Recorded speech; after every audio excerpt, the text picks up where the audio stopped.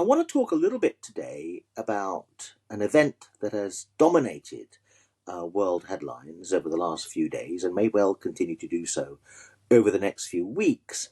And it's an event that's seen as pivotal in terms of world history. It really is a moment where, in a few seconds, the world pivoted and tectonic plates that normally take years to shift shifted in just a matter of a few seconds, and now we're living in a very different world. I am, of course, speaking of the famous encounter, or notorious encounter, we could say now, between Zelensky, the leader of Ukraine, and Donald Trump and J.D. Vance in the USA in the Oval Office. So I want to focus a little bit on this from a psychological standpoint. I believe that a lot of people have taken sides very rapidly. Some people are pro-Zelensky and say that really what happened here was that Zelensky was set up and he was bullied by two people who behaved a little bit like the playground in a school bullying type situation. And people are entitled to their opinion on that front. Other people, who are, let's say, Trump supporters, believe that Trump was standing up for the US electorate and asking a deeply unsettling question, which is, why should we pay for this very, very expensive war? I want to move away from the politics and the rights and wrongs, which is how people are viewing it. That's the lens through which people view it.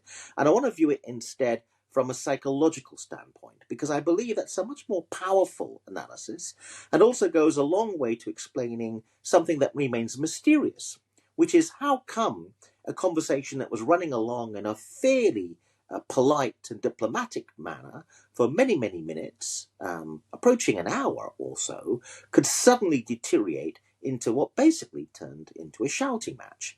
And I believe you have to invoke psychology to explain that. In particular, the dominant personality in the room, wherever you are in terms of the politics of the situation, has to be Donald Trump. Now, many mental health professionals in the USA have commented, so I'm not saying anything that's not out in the public domain already, that they believe Trump to be fundamentally a narcissist. Whatever you think about his personality, he's definitely someone who is a character, and a very different character to the kind of people that we're used to seeing inhabiting the Oval Office. A narcissist, whether you agree with the diagnosis or not, is someone who is completely convinced of their own wonderfulness, their own the idea that they're amazing, and a narcissist expects constant feedback to that end. So the one thing you don't do with a narcissist is disagree with them. That can provoke a narcissist. And one of the things I believe it is possible to suggest we were seeing in the Oval Office, and I think it's a very powerful psychological concept here, is something psychologists refer to as narcissistic rage. So narcissistic rage is literally a kind of explosion, an emotional explosion, where someone who has narcissistic tendencies gets very angry very quickly indeed. And they get angry because something's happened in terms of a wounding of their ego. And the explosiveness is explained by this collision between their sense of overwhelming grandiosity and perfectness with a challenge. And I believe there's something around that that explains what really happened here. Now, the one thing you don't do with a narcissist is disagree with them or challenge them. And I believe that Zelensky fell into the trap of challenging Trump and Vance in the office. And as a result, things deteriorated very quickly. We need to move away a little bit from the actual event to talk about some principles here that are very important. And indeed, one of the reasons I really want to talk about the event is because it illuminates some principles that will be helpful to people watching this, because you're likely not to necessarily end up in the Oval Office or having a high-level conversation about a war, but you are likely to enter into conflict in your daily life with other people. And actually, surprisingly often, you will be bullied. You could even be bullied by people you regard as your friends. But certainly you might encounter a bully in the office. And I believe the way that Zelensky handled the situation provides some valuable insights and lessons into how not to handle a bully. So one of the key principles I want to discuss is there are only three tools in the box when dealing with difficult people. The first tool is called reasoning. Reasoning is kind of what I'm doing right now. I'm trying to, in a calm, rational manner, to have a conversation with you about something. The trouble with reasoning, and you can see Zelensky was trying to do this in the office, is it really works in only a very small and limited number of occasions. And it definitely doesn't work when you're dealing with difficult people. And one of the things I think we saw, and I see this in my clinical practice, is Zelensky struggled to move away from the only tool he knew how to use, which was reasoning. I need to advise you all very strongly that while reasoning may work in some situations, by the time most people come to consult with me under a lot of stress from dealing with a difficult person, they really should have moved away from reasoning. One of the reasons people do not move away from reasoning is they're unaware of the other two tools, or if they are aware of them, they are unhappy about using them or aren't skillful in how to use them. So this is one of the most important lessons in life, that there are only three tools in the box, particularly when dealing with difficult people, and here are the tools. Tool number one, reasoning. By the time I'm having a conversation with people about the three tools, the rules are you should abandon reasoning. Otherwise, we wouldn't be having the conversation because reasoning would have worked. And you won't need to have a conversation with me about what other tools may be possible. And you wouldn't be stressed. Tool number two is called consequences. And very interestingly, that's what Trump was doing. Trump was saying to Zelensky, listen, if you don't listen to me, we're going to pull up the drawbridge, cease funding, there will be a consequence. You will end up speaking Russian, basically. So the brutal nature, which is one of the reasons why some people don't like Trump, in the way he puts over consequences. So there's a manner in which he puts over consequences, which some people don't like. But whatever one may think about Trump, he is firmly in the territory of consequences. If you don't do this, this will be the consequence. And a very important point to make, and one of the reasons why I think Trump supporters like Trump, is because he's making the world aware that the USA, as the world's biggest economy, and also as the world's biggest spender on arms, the USA spends more on arms and military equipment and its army than all the rest of the world put together. So Trump is using consequences he believes have been neglected in the toolbox of past US leaders. And those key consequences are the economic power of the USA. There's some debate as to whether it's still the world's biggest economy and whether China has overtaken it. But let's just assume for the minute it is the world's biggest economy. It's not a bad assumption. There's a lot of economic power there. There's economic power in the fact that the dollar, the US dollar, is basically the international currency of choice. There's power there as well. And finally, there's power in the fact the US has, by far and away, the largest military presence on the planet, and you would be ill-advised to engage in a conventional war with the USA. So there's consequences. We can beat you on the battlefield, we can beat you in the marketplace, etc., etc. And Trump wheels these consequences out. And we are noticing, whether you're a fan of Trump or not, that consequences are powerful things. He seems to be getting his way in the early days of his office. However, before we move on to tool number three, there is a problem with consequences, and the encounter with Zelensky in the Oval Office and the reaction we see to Trump illustrates quite nicely the problem with the consequences. So let me tell you a little story to illustrate the point. You're driving along in your motor car, you suddenly see a blue flashing light behind you, the police pull you over, the police come up to your window and explain that you've been speeding, and therefore they're going to hit you with a consequence. You're going to have to pay a fine and have penalty points in your license. You don't like this consequence. You may reason with the police to the best of your ability that you were not speeding, but they'll have nothing, hear nothing about it, and you will end up with these points. You've been hit by a consequence, and the consequence will work. Undoubtedly, you will try to avoid speeding, at least for a period of time, for a while, because it hurts to have to pay the fine and have points on your license. But here's the problem. You don't like the police very much after this has happened. In fact, you may well hate the police. In other words, the fallout, and we're seeing this with Trump, is there's a relationship penalty for consequences. And that's why consequences in long-term intimate relationships between husbands and wives, brothers and sisters and friends, don't consequences don't work so well, because when you take your son's iPad away from him because he won't do maths, he may well do maths because you hit him with a consequence, but he won't like you very much for a period of time.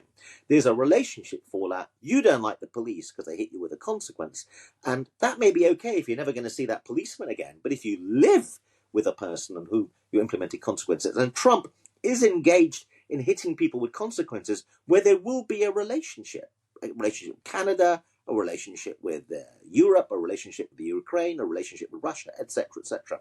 And that is possibly the flaw with consequences, which is not paying enough attention to the relationship breakdown.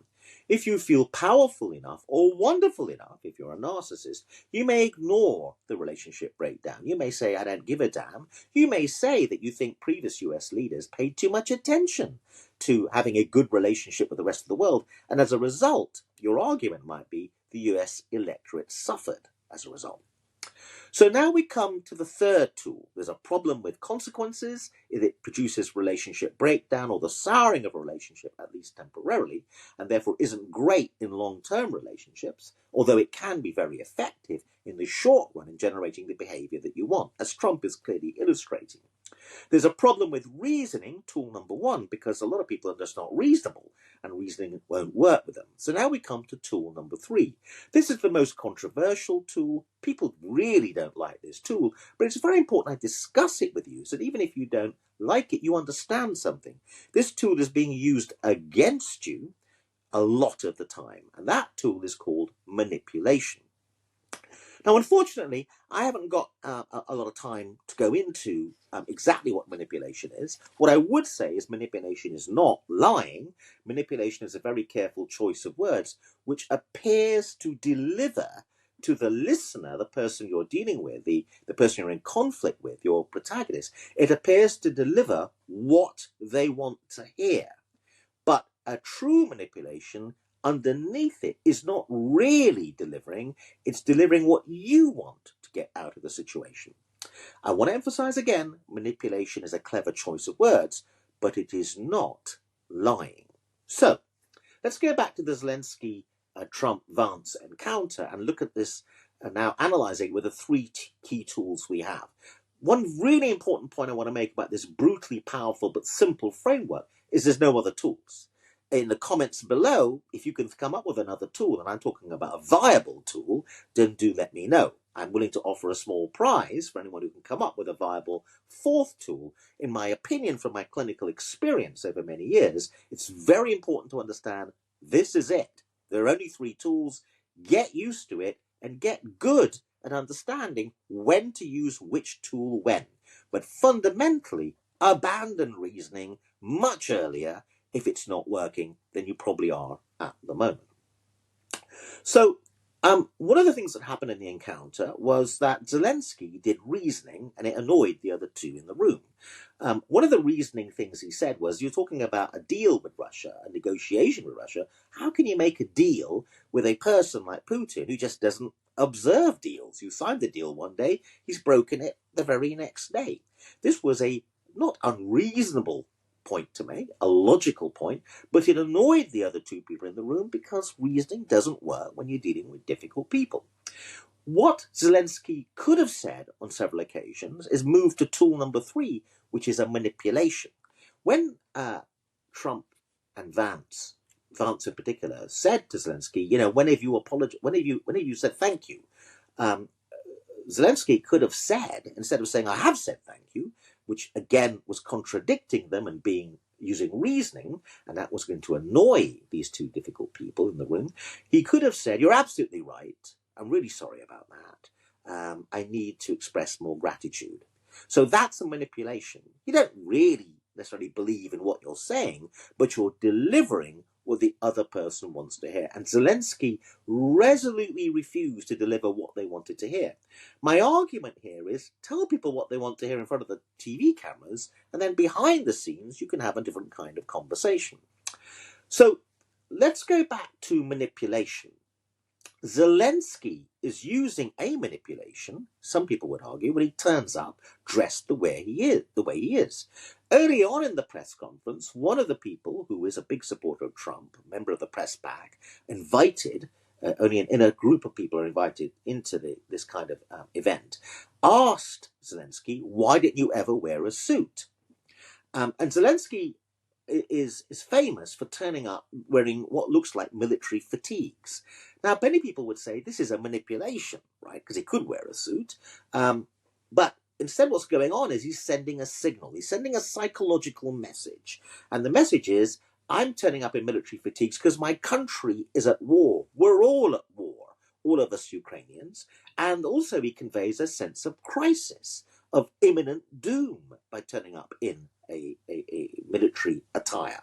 If he turned up in a suit, he would look more like a diplomat and a politician, not like a soldier going to war, and it would send a message that maybe things aren't as bad as he's trying to say they are. So there's a manipulation, there's a message which is things are really, really bad, give us money, and then we may be able to save ourselves. But there's another message that Zelensky often says, and now we're back in the realm of reasoning. He's saying, if you don't give us money, and if you don't help us defend ourselves, Putin will take us, then he's coming for you.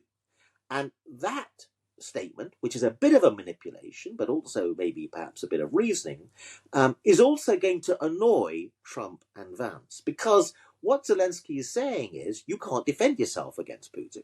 Okay, he'll get rid of us, then he'll come for you. And that's going to annoy people who are grandiose and believe they have the world's most powerful army and the world's biggest economy. What are you talking about? Putin can take you down, but he can't take us down. So I hope you can see that in unpacking part of the psychology of what's going on here, you can see why the other two people in the room got a bit a bit annoyed with Zelensky, because actually the other two people in the room are arch manipulators. All politicians are. I'm not attacking Trump and Vance for that, but therefore don't try to manipulate and manipulate. It's really, really going to annoy them. And I think that behind the scenes, part of the build-up to the tension of what was happening was precisely the fact these other two people in the room were getting annoyed by what they could see was a challenge, a combative reasoning approach. When the member of the press asked Zelensky, why didn't you wear a suit? Zelensky's response, which was, I will wear a costume, I'm paraphrasing now what he said, when the war is over. Costume in Ukrainian is another way of saying suit, basically. There was a possible struggle with the English language there because poor Zelensky, it's not his first language, and maybe that was one of the things that was a bit annoying as well, in that they may have thought he was being sarcastic with the word costume. He's saying, you're all wearing a costume. I'm the one being authentic here. And so that could have been annoying. But also, the other thing was that when a member of the press earlier on, before the conflagration erupted, asked a question of Trump and Vance and said that you want to do a deal about minerals, but some of the areas of the country, Ukraine, where the minerals are already under Russian occupation. So what are you going to do about that? Okay. And Zelensky, it seems from the video, muttered under his breath, that's a very good question. That was bound to annoy Trump and Vance, because what's going on there is Zelensky's challenging them over their idea that they could do a deal with Putin. And that's going to be very annoying for these other two people who won't bear challenge for aspects to do with their personality and their psychological demeanor. So I believe that wherever you are on the politics, there are other ways of handling this from Zelensky's standpoint.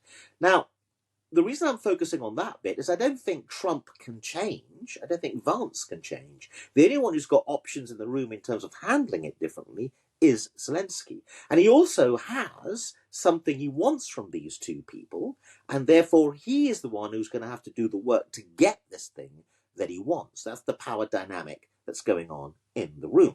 And I believe that's a very important aspect. So there were more manipulative ways in which Zelensky could have pandered to the egos of the other two people in the room. But let's come back to a really interesting idea, which is consequences. I believe that if you're going to try to get your way with the man who is the most powerful man on the planet, who's written a book called The Art of the Deal, you have to out-Trump Trump. You have to out-deal the deal maker. That's the real way you're going to win a battle with him. You've got to do manipulation to some extent, but basically you've got to have consequences. If you don't have consequences, you're dead in the water. One great example of this, and there's a sense to which the psychology of Trump is all about bullying and intimidation, and you could say he borrows the psychology of a mafia boss. And in perhaps the greatest sequence of films about mafia bosses and the way they operate, a series of films, the overarching group are called The Godfather, directed by Francis Ford Coppola. In The Godfather, a man challenges one of the big mafia bosses, and the next day he wakes up in bed with the severed head of his favorite horse. Okay? So the boss is sending a message, mate, don't threaten me and don't tell me about consequences you've got over me. I've got much bigger consequences over you. Okay? So there's a war of consequences going on with the horse's head scene, which is a dreadful scene, and a horrible scene, but a deep message about basically the human predicament there. So what consequences has Zelensky got? To many people, they don't realize something. He has actually got some options. If he can think a bit more psychologically about the situation, many people would say he hasn't got consequences, he's losing the war, and that's about it. Well, actually, let me throw a scenario at you. Suppose we suddenly see covert pictures taken, which look like they weren't meant to be taken, of Zelensky in secret meetings in Beijing with the heads of China. Okay, so it looks like he's doing a deal with China, and that he's giving China the minerals and the mineral rights, right, in exchange for a defense of the Ukraine. Now he's created the conditions where there might be a scramble from the US thinking to themselves, oh my God, we don't want to let China in and let China have all those minerals. We would have been seen to have missed out. We would have looked like we cut the whole thing up. If China now arrives on the scene, defends Ukraine, and by the way, China is perfectly capable of doing a deal with Putin, I think more so maybe than other people might be, then Trump would look like he's left out in the cold, and he would look like he'd cut the whole thing up. That's how you get power in a situation like this.